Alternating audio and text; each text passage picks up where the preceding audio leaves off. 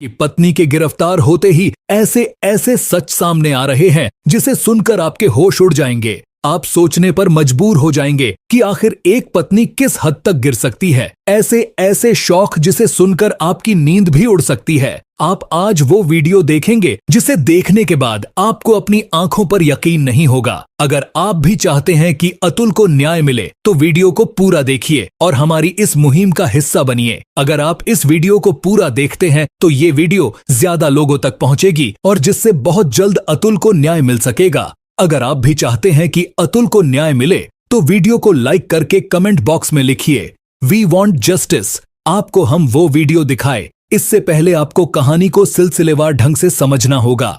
बेंगलुरु में काम करने वाले अतुल सुभाष ने अपने जीवन की अंतिम तारीख पहले ही तय कर रखी थी। इस दुनिया को अलविदा कहने से पहले अतुल ने पर्सनल और प्रोफेशनल जिम्मेदारी निभाने का वादा भी पूरा किया। 34 साल के युवा ने अपने कमरे की दीवार पर चेकलिस्ट बना रखी थी। साथ में एक और कागज चिपका रखा था जिस पर लिखा था न्याय मिलना चाहिए। पत्नी के तानों और करतूतों से आहत अतुल ने अंतिम सांस लेने से पहले ऑफिस, घर और परिवार के लिए अपना काम पूरा किया। फिर 24 पन्ने का नोट लिखा, 90 मिनट के वीडियो में अपनी दुख भरी कहानी सुनाई और कई सवालों को छोड़कर दुनिया को अलविदा कह दिया। बेंगलुरु की टेक कंपनी में काम करने वाले अतुल सुभाष पिछले 2 साल से झूठे मुकदमों के चक्कर में फंसे थे। अपने अंतिम नोट में अतुल ने बताया कि वह अपनी पत्नी, सास, साले और चचेरे ससुर की वजह से ऐसे हालात में फंस गया है जिसकी वजह से उसे जीना मुश्किल हो रहा है। उन्होंने फैमिली कोर्ट की जज पर भी संगीन आरोप लगाए हैं। उन्होंने जुडिशरी सिस्टम के बारे में राष्ट्रपति को चिट्ठी भी लिखी थी। अपने जीवन को खत्म करने की प्लानिंग 34 साल के अतुल ने महीने भर पहले कर ली थी। उन्होंने आखिरी दिन से पहले जरूरी काम निपटाने के लिए चेकलिस्ट को 3 हिस्सों में बांटा था जिसका नाम दिया जिंदगी के आखिरी दिन से पहले, आखिरी दिन और अंतिम समय पहले के काम तय किए थे और वैसा किया भी। यह लिस्ट महीनों पहले इतनी सावधानी से बनाई गई थी ताकि उनसे जुड़ा कोई काम पेंडिंग नहीं रहे। अपने अंतिम नोट में उन्होंने सरकारी विभागों की लेट लतीफी का जिक्र किया। अतुल सुभाष ने लिखा कि मुझे अपने परिवार के प्रति जिम्मेदारियों को पूरा करने में कई महीने लग गए। साथ ही सरकारी ऑफिस का बहुत सारा काम धीमा है जिसके कारण भी मुझे ये जीवन त्यागने में देरी हुई। मुझे उम्मीद है कि यह देरी मुझे और मेरे परिवार को परेशान करने वालों और जबरन वसूली करने वालों की मदद नहीं करेगी। खुदकुशी से पहले उन्होंने अपने फोन से फिंगरप्रिंट और फेस रिकॉग्नाइजेशन को हटाया ताकि कोई इसका दुरुपयोग नहीं कर सके। अपने ऑफिस के पेंडिंग काम को अंतिम दिन के लिए अतुल ने वीडियो बनाने और 24 पन्नों के नोट को स्कैन करने का टास्क रखा था। अंतिम क्षण से पहले वाले टास्क को पूरा करते हुए अतुल सुभाष ने पहले स्नान किया, फिर अपनी कार, बाइक और कमरे की चाबियां फ्रिज पर रखी और नोट को टेबल पर रखा। सुभाष के भाई विकास ने अपनी शिकायत में बताया कि अतुल ने उसे अलविदा कहते हुए मैसेज भेजे और अपनी कार की लोकेशन गूगल मैप्स के जरिए दी। फिर अपने वकील, एनजीओ और फैमिली मेंबर को भी आखिरी संदेश भेजा। अंतिम क्षण से पहले उसने हाई कोर्ट और सुप्रीम कोर्ट में एक ईमेल भेजा जिसमें उन्होंने फैमिली कोर्ट की जज के बारे में शिकायत की थी। अपने अंतिम नोट में सुभाष ने बताया कि कैसे उसकी पत्नी निकिता सिंघानिया और सास निशा सिंघानिया ने उसे ये कदम उठाने के लिए मजबूर किया था। मैं यहाँ आपको रोकना चाहूंगा और अतुल की 1 घंटे की वीडियो का ये हिस्सा सुनाना चाहूंगा जिसे आपने नहीं सुना। एक बार आप अतुल की बात को गौर से सुनिए।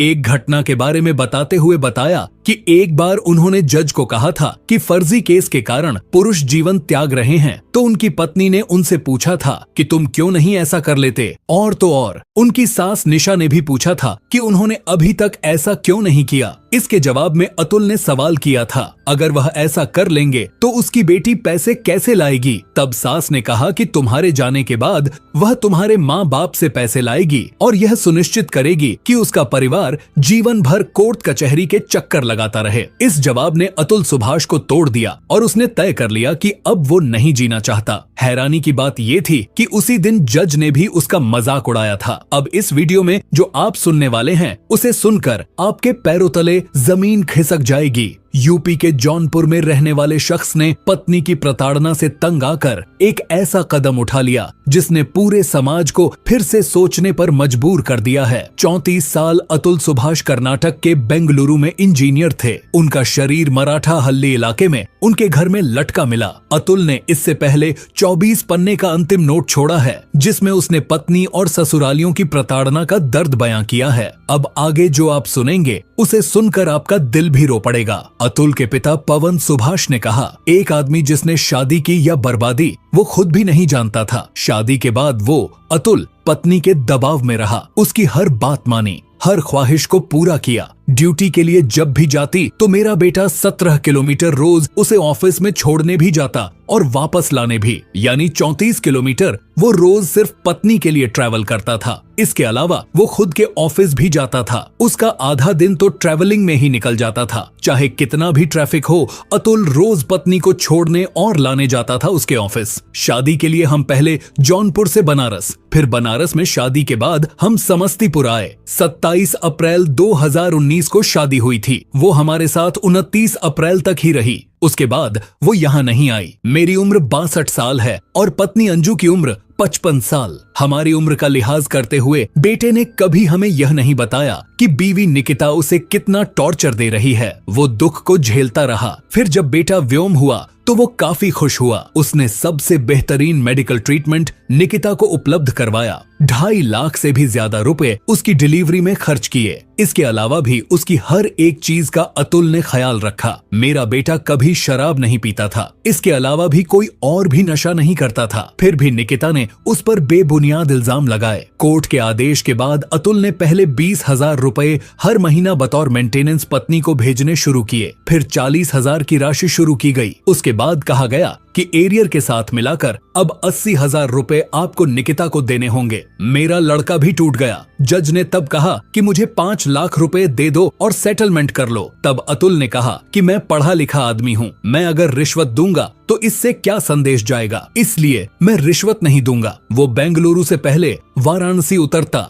फिर जौनपुर जाता। वहां जाकर पता चलता कि आज जज साहिबा नहीं आई हैं। हमारे देश की हालत देखिए जरा। यहाँ जजों को पूरी छूट है कि वो कभी भी छुट्टी ले लें। उन्हें मतलब नहीं कि कोई आदमी पेशी के लिए चाहे कितनी भी दूर से क्यों न आया हो, पेशकार उसे अगली तारीख दे देता है। दोनों के संबंध पहले खराब नहीं थे। जब कोरोना काल शुरू हुआ तो सबसे ज्यादा खराब हालात बेंगलुरु में थे। मेरी बहू को तब कोरोना हुआ तो गलती यहाँ ये हो गई कि अतुल ने अपनी माँ की जगह सास को बुला लिया। बस यही गलती उसे भारी पड़ गई। इसके बाद मामला बिगड़ना शुरू हो गया। सास आई तो उसने मेरे बेटे से पैसे मांगने शुरू कर दिए। 16 लाख पहले ही वो लोग मेरे बेटे से ले चुके थे। 50 लाख और मांग रहे थे। कह रहे थे कि आप पैसे दे दो, मैं इसे ब्याज सहित लौटा दूंगी। तब अतुल ने कहा, मैं पहले भी अपने माता पिता को बिना बताए आपको पैसे दे चुका हूँ। अब मैं और कर्ज नहीं दे सकता। पहले आप पुराने पैसे तो लौटाओ। बस अतुल का इतना कहना था कि वो लोग उससे चिढ़ गए। उसके बाद वो बेटी को लेकर जौनपुर चले गए। वहां जाकर उन्होंने अतुल की बेटे से भी बात करवानी बंद करवा दी। अतुल ने जो उन्हें पैसे दिए थे वो उन लोगों ने लौटा दिए, लेकिन इसी बात को लेकर उन्हें इतना गुस्सा आया कि उन्होंने अतुल के खिलाफ 9 केस दर्ज करवा दिए। निकिता ने पैसों के लालच में ही मेरे बेटे अतुल से शादी की थी। जब उसने 1 करोड़ के बाद 3 करोड़ की डिमांड की तो अतुल ने साफ इनकार कर दिया। कहा कि इतनी डिमांड करोगी तो कोई भी डर के कारण जीना नहीं चाहेगा। इस पर निकिता की मां ने कहा कि तू नहीं तो तेरा बाप देगा। तुम्हारे पूरे खानदान से हम पैसा वसूलते रहेंगे। मेरा बेटा शहीद हुआ है। वो समाज के लिए एक संदेश छोड़ गया है कि यहाँ कानून में बदलाव की जरूरत है। अतुल के फाइनल 32 टास्क थे। इन टास्क को अतुल ने 3 अलग अलग हिस्सों में बांटा था। पहले हिस्से का नाम उसने बिफोर लास्ट डे यानी आखिरी दिन से पहले रखा था। दूसरे हिस्से का नाम लास्ट डे रखा था, जबकि तीसरे हिस्से का नाम एग्जीक्यूट लास्ट मूवमेंट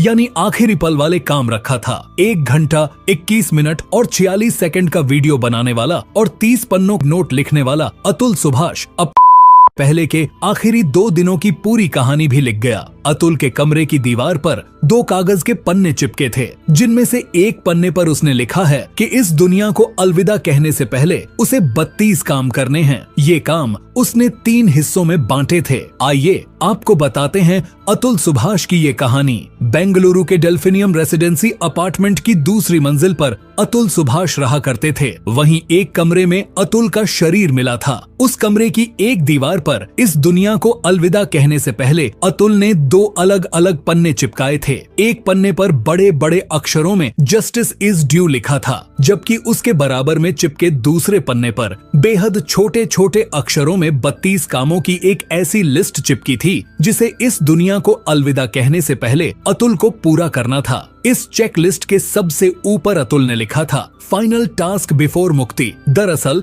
ये अतुल के फाइनल 32 टास्क थे। इन टास्क को अतुल ने 3 अलग अलग हिस्सों में बांटा था। पहले हिस्से का नाम उसने बिफोर लास्ट डे यानी आखिरी दिन से पहले रखा था। दूसरे हिस्से का नाम लास्ट डे रखा था, जबकि तीसरे हिस्से का नाम एग्जीक्यूट लास्ट मोमेंट यानी आखिरी पल वाले काम रखा था। यानी इस फाइनल टास्क में अतुल की जिंदगी के आखिरी 2 दिनों के सारे कामों की लिस्ट थी। इस फाइनल टास्क के आगे अतुल ने एक कॉलम या खाना बना रखा था, जिसमें वो जो काम जैसे जैसे होता गया उसके आगे या तो टिक लगाता गया या डन लिखता गया। इन 32 कामों में से पहले 8 कामों के आगे उसने डन लिखा था, जबकि 24 कामों के आगे टिक लगाई थी। आइए जानते हैं अतुल की इस चेकलिस्ट में उसने अपने हिस्से में आखिरी काम क्या चुना था। मुक्ति से पहले आखिरी बार नहाना। अतुल की जिंदगी की आखिरी 2 दिनों की चेकलिस्ट की शुरुआत बिफोर लास्ट डे से होती है, यानी अंतिम दिन से 1 दिन पहले, यानी 8 दिसंबर। 8 दिसंबर के लिए अतुल ने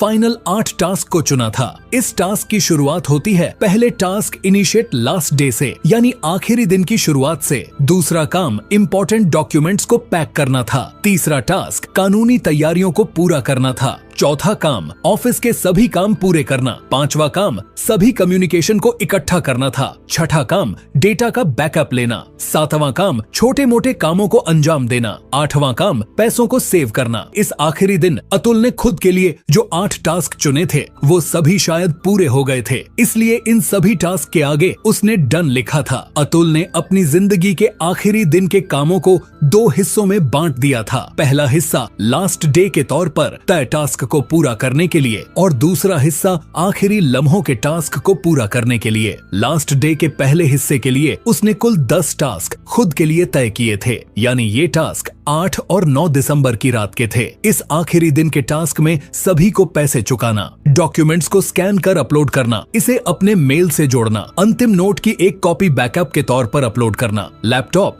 चार्जर, ऑफिस की आईडी, गेट की आईडी सभी को ऑफिस में जमा करना, अंतिम दिन के लिए फंदा तैयार करना, अपने फोन से फिंगरप्रिंट और फेस रिकॉग्निशन को हटाना, छोटे मोटे कामों का डेटा तैयार करना और अंतिम नोट और वीडियो को अपलोड करना। अब अतुल की जिंदगी का आखिरी लम्हा करीब आ चुका था। अब अतुल को अपने उन्हीं आखिरी लम्हों के 13 काम करने थे। इन आखिरी लम्हों के लिए जो फाइनल टास्क अतुल ने लिखा उसकी शुरुआत ही डिस्ट्रॉय आई से होती है, यानी खुद को बर्बाद करना। इसके बाद अतुल अंतिम नोट, वीडियो और मेल को अलग अलग ग्रुप में पब्लिश करने का काम करता है। इसके बाद वो अपने परिवार को मैसेज भेजता है, परिवार के बाद वकीलों को मैसेज भेजता है, ऑफिस को मेल करता है, अटैचमेंट को चेक करता है, फिर वीडियो को लाइव अपलोड करता है, अंतिम नोट को उसी के साथ अटैच करता है, साथ ही कोर्ट की कॉपी भी मेल करता है। इसके बाद अतुल कोर्ट को भेजे गए मेल का बैकअप लेता है और उसे सेव करता है, फिर हाई कोर्ट और सुप्रीम कोर्ट को मेल भेजता है, भेजे गए मेल का अटैचमेंट चेक करता है। अब मुक्ति से पहले के 6 फाइनल टास्क बचे थे। आखिरी लम्हों के इन आखिरी कामों की शुरुआत अतुल कमरे में टेबल पर अंतिम नोट रख कर करता है। इसके बाद वो कमरे की चाबी फ्रिज पर रखता है, कार और बाइक की चाबी भी उसी फ्रिज पर रखता है। अब उसके सारे काम हो चुके थे, आखिरी के 4 काम बचे थे। आखिरी के 4 कामों की शुरुआत वो 108 बार शिवा का नाम झपकर करता है। इसके बाद वो कमरे की सारी खिड़कियां खोल देता है और दरवाजा बंद करता है। अब वो बाथरूम जाता है और आखिरी बार नहाता है। मुक्ति से पहले के आखिरी 32 काम अब पूरे हो चुके थे। इसके बाद वो कमरे में ही पंखे में अटक कायदे से मुक्ति से पहले ये उसका 33वां फाइनल टास्क था। लेकिन अपने फाइनल टास्क में अतुल सुभाष ने इस आखिरी टास्क का न कोई जिक्र किया, न अपने टास्क में मेंशन किया, न उसके लिए कोई कॉलम या खाना बनाया, क्योंकि अतुल को भी मालूम था ये वो टास्क था जिसे करने से पहले न वो डन लिख सकता था, न टिक लगा सकता था, और करने के बाद तो ये मुमकिन ही नहीं था, क्योंकि कभी लिखते नहीं हैं। और इस तरह से मुक्ति से पहले अतुल के फाइनल टास्क कंप्लीट हो चुके थे। दुखद घटना के बाद अंतिम संस्कार हुआ और अब वही अतुल एक कलश में अस्थियों की शक्ल में बंद है। बेंगलुरु में ही अतुल के परिवार ने अतुल का अंतिम संस्कार किया। अंतिम संस्कार के बाद उसकी अस्थियों को कलश में सहेज कर रख लिया। बाद में वो इस कलश को लेकर बेंगलुरु से अपने घर बिहार में समस्तीपुर पहुंचे। एक सवाल जिसका जवाब हर कोई जानना चाहता था कि क्या अतुल की आखिरी 12 ख्वाहिशों में से इस एक ख्वाहिश को उसके घर वाले पूरा करेंगे, यानी जब तक अतुल को इंसाफ नहीं मिल जाता क्या तब तक वो उसकी अस्थियों को सहेज कर रखेंगे। तो अतुल के भाई ने इस सवाल का जवाब दे ही दिया। उसने कहा कि जब तक इंसाफ नहीं मिलेगा वे अतुल की अस्थियां सहेज कर रखेंगे, यानी फिलहाल तो अतुल की अस्थियां संभाल कर ही रखी जाएंगी। परिवार इंतजार करेगा फैसले का, पर फैसला क्या होगा पता नहीं। पर कहीं अगर फैसला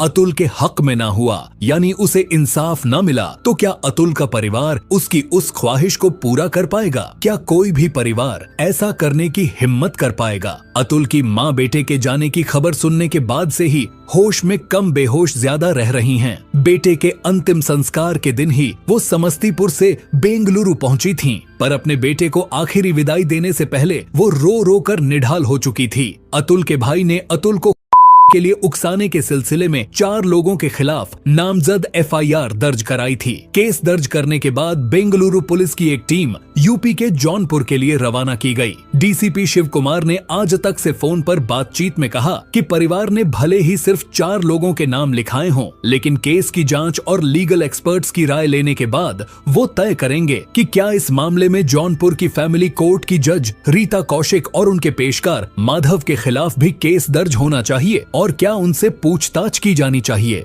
इधर बेंगलुरु पुलिस की टीम जौनपुर रवाना हुई। उधर रात के अंधेरे में ही अतुल की पत्नी निकिता का पूरा परिवार घर के दरवाजे पर ताला लगाकर चुपचाप फरार हो गया। यहाँ तक कि अतुल की सास के भागने की तस्वीरें तो कैमरे में कैद हैं। बाद में अतुल की सास और साला एक होटल के सीसीटीवी कैमरे में भी कैद नजर आए। वैसे घर से भागने से पहले जैसे ही अतुल की हालत की खबर सोशल मीडिया के जरिए पूरे देश में वायरल हुई, मीडिया की टीमें अतुल के ससुराल का पक्ष जानने के लिए जौनपुर में उसके घर के बाहर जमा हो गई थीं। लेकिन परिवार बात करने की बजाय उल्टे मीडिया को ही धमकाने लगा था। उन लोगों ने बालकनी से उंगलियां दिखाई और नीचे खड़े मीडिया वालों को हड़काया। ऐसा करने वालों में एक अतुल की सास निशा सिंघानिया और साला अनुराग सिंघानिया था। दिन के उजाले में दोनों ने मीडिया को उंगलियां दिखाई थीं और रात के अंधेरे में दरवाजे पर ताला जड़कर रफू चक्कर हो गए। उन्हें पता था कि बेंगलुरु पुलिस कभी भी घर पर दस्तक दे सकती है और घर वालों को गिरफ्तार कर अपने साथ ले जा सकती है। अब देखना ये है कि बेंगलुरु पुलिस के साथ अतुल के ससुराल वालों की लुका छुपी का खेल कितने दिन चलेगा।